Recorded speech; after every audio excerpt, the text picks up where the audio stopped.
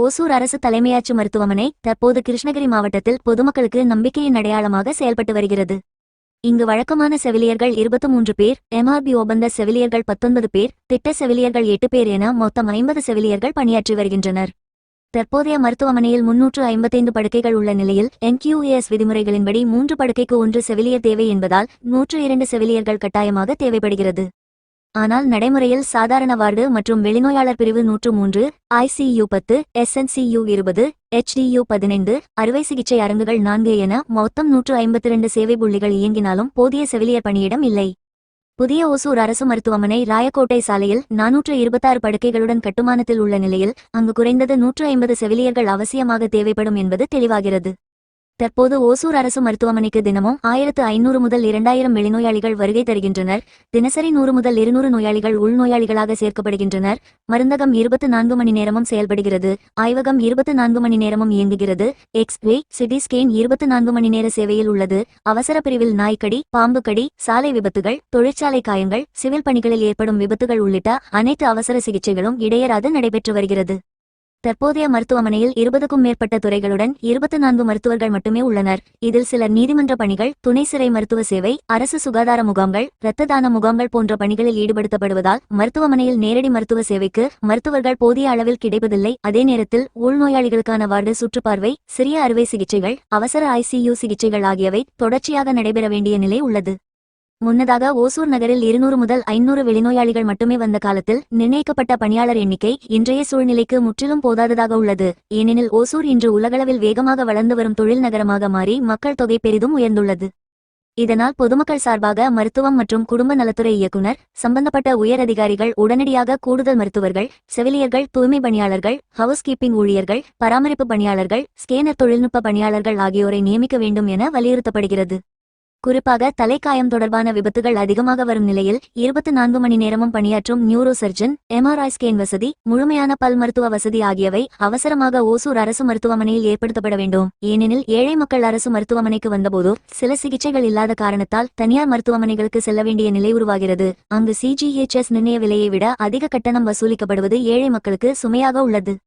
தமிழ்நாடு மருத்துவ சேவை சட்டம் 2018 மற்றும் அரசியலமைப்பு சட்டம் பிரிவு 21 படி மக்களின் உயிர் மற்றும் உடல்நலத்தை பாதுகாப்பது அரசின் அடிப்படை கடமை என்பதையும், தேசிய சுகாதார கொள்கை 2017 மற்றும் இந்திய பொது சுகாதார தரநிலைகள் IPHS விதிகளின்படி மக்கள் தொகைக்கு ஏற்ப மருத்துவ வசதிகள் மற்றும் பணியாளர் எண்ணிக்கை வழங்கப்பட வேண்டும் என்பதையும் பொதுமக்கள் நினைவூட்டுகின்றனர்.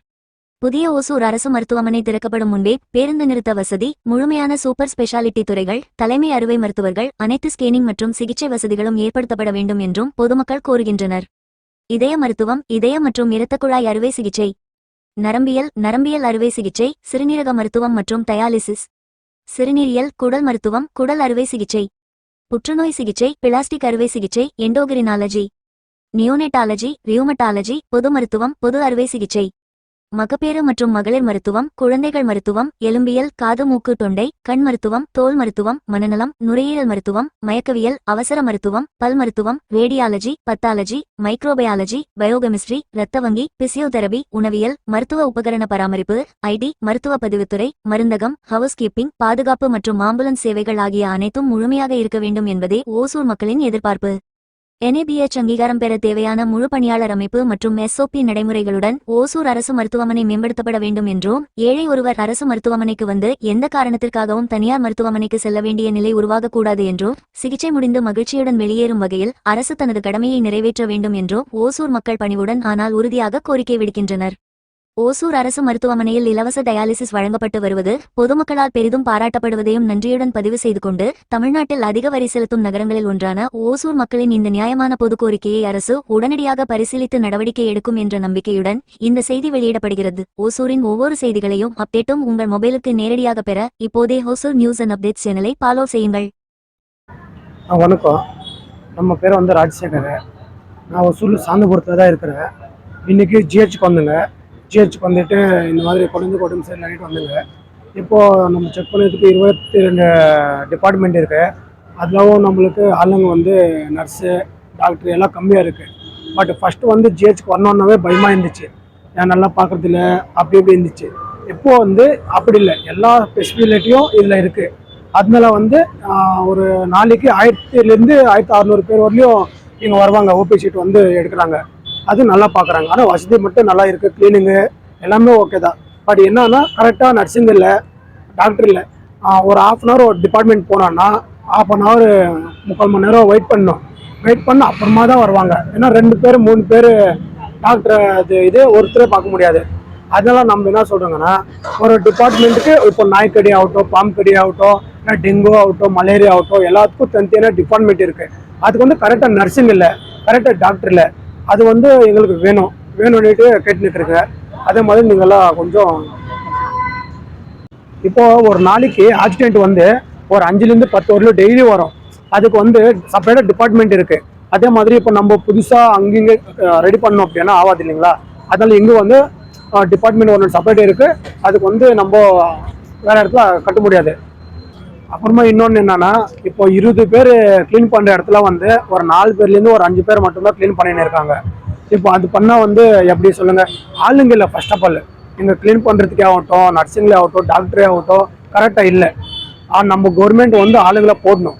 ஆளுங்களை போட்டால் தான் நம்மளுக்கு கரெக்டாக வந்து ஆளுங்களுக்கு என்ன பிரச்சனை என்னன்னுட்டு கரெக்டாக பார்த்துட்டு அதை பார்க்க முடியும்.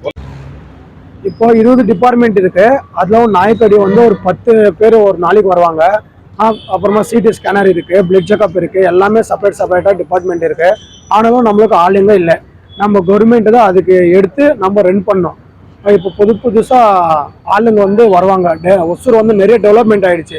அதனால் என்ன பண்ணுறாங்க, எல்லாம் கவர்மெண்ட் நல்லா பார்க்குது அப்படின்ட்டு எல்லாமே கவர்மெண்ட் பாதி பேர் வருவாங்க.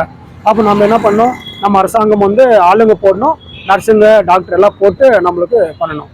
எல்லாம் ஓகே, சூப்பராக இருக்குது. செப்பரேட்டாக டிபார்ட்மெண்ட் இருக்குது. அதுலவும் நர்சிங் இல்லை, கம்மி நர்சிங் தான் இல்லை. அதுதான் பிரச்சனை இருக்குது. நாளைக்கு கொஞ்சம் கம்மியான ஒரு 1500 ஒரு 1600 பேர் வரலையும் வருவாங்க.